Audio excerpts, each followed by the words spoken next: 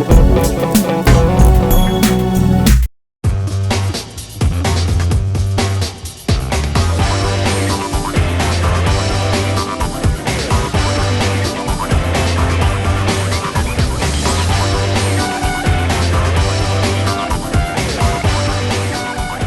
here today with Don Shakeshaft. We're at the hobby show. Don, you got yourself a Chris-Craft here. I do. Right. First of all, before we start, how did you get my wife on there?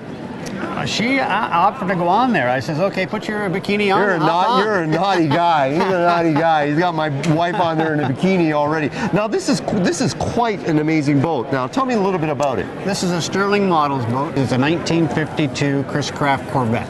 Wow. And was this a hand-built venture? This was a kit you had to build from scratch. Wow, so a lot of work. Yeah, then you add all the detail, of course. The crew on there is the A-Team. The ladies on board are 007 characters. Oh, great. Okay. And all the furniture inside, and that is from a dollhouse, fridge, stove. Oh, so you got everything inside of there. Everything. She's ready to go. Exactly. I've even noticed you even got the cooler in the back for the boys. Cooler in the back. And you do a little bit of fishing with it. Now, why would you build something like this and compare it to a battleship or something else? Was it a love for the Chris-Craft? It was a love for the Chris-Craft. Chris-Craft is obviously a very well-known boat, very well-built boats. So I started with these. Now, how long did it take you to build the Corvette here? About 4 or 5 months. Wow, so it did take a lot of work, right? Oh, yeah. Now, all the planking and everything, is that the major amount of work? Like actually putting, like once you put the whole model together, is that the biggest part or is it the detailing? The detailing. The small details, finding the right size characters, the right size beer bottles, the fishing box, the tackle box, all the radios up front, the ghetto blaster, the maps.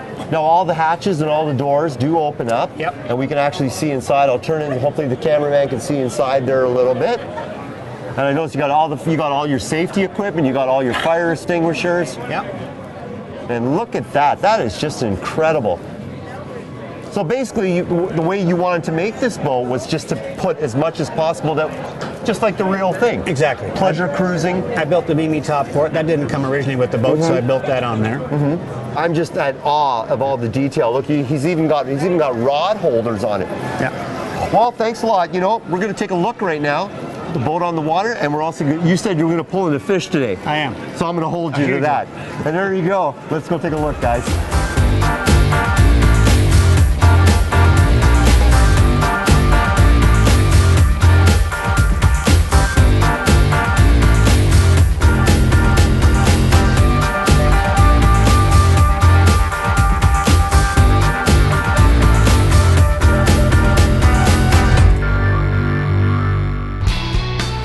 Now it's time for the big boys with cool toys tech tip of the week. Hi, I'm Alex Morgan from Big Boys with Cool Toys. Today's tech tip, well, it's a technical tip that's going to save you a lot of time and money. Now, if you leave the hobby store after you purchase your nitro-powered vehicle without these things, you will probably be back within the next couple of days to purchase them. So, what these things are a temperature gun, so you can keep track of your engine temperature. Extra glow plugs. You don't want to be out there and after your 4th or 5th tank, after your braking procedure, one of your glow plugs will pop and you're making a trip back to the hobby store. A fail-safe. The fail-safe is if your truck or car or boat gets out of range, your carburetor will go into fail-safe mode and it'll completely stop dead in the water or dead on the track and it won't take off on you. After-run solution so that the excess alcohol and oils in your engine don't get all corroded and leave stains on your engine, which when you come back to it will cause damage. And a couple of extra air filters.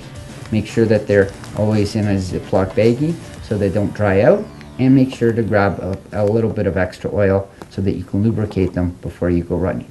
And these are the key items that you should have in your tool or your tackle box so that you can always be prepared to run at any time. And that is your Big Boys Tech Tip of the Week.